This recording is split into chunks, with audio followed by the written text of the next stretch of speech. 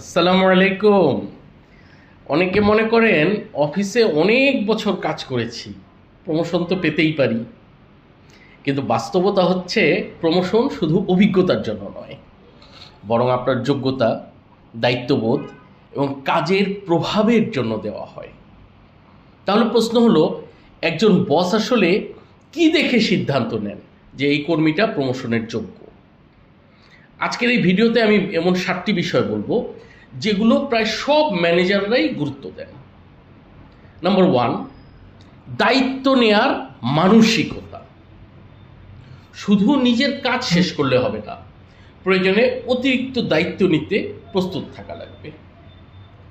একজন বস এমন একজন কর্মীকে এগিয়ে রাখেন যিনি সমস্যার কথা শুধু বলেন না, এই সমস্যার সমাধানের রাস্তাটা খুঁজে বের করে দেন। এজন্য শুধু সমস্যার কথা উত্থাপন করলাম সেটা না, এই সমস্যার সম্ভাব্য কি কি সমাধান হতে পারে এরকম কয়েকটা সমাধান নিয়ে এরকম উপস্থাপন করব।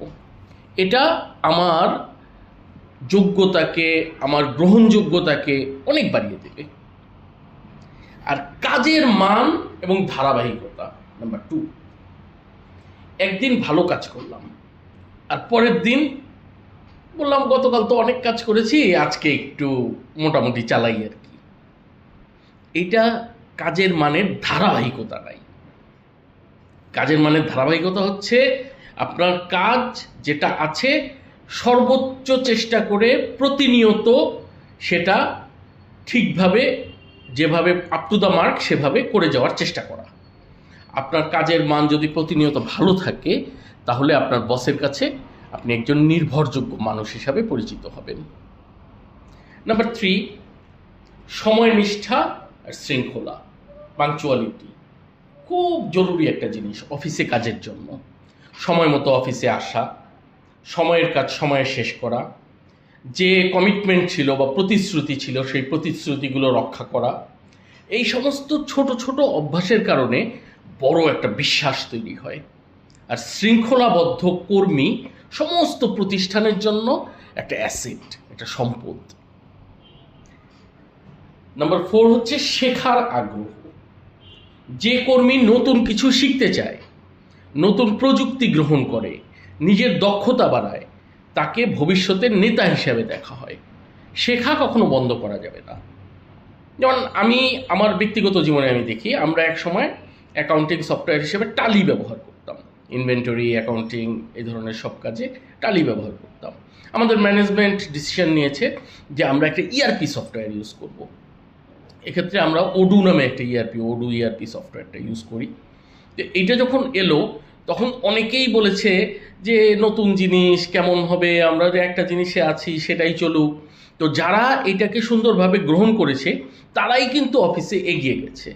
আর যারা এটা নিয়ে বিভিন্ন ধরনের উন্নাসিক মন মানসিকতা করেছে তাদেরকে ম্যানেজমেন্ট থেকে পজিটিভভাবে দেখা হয় নাই। 5 নম্বর হচ্ছে দলগত কাজ করার দক্ষতা।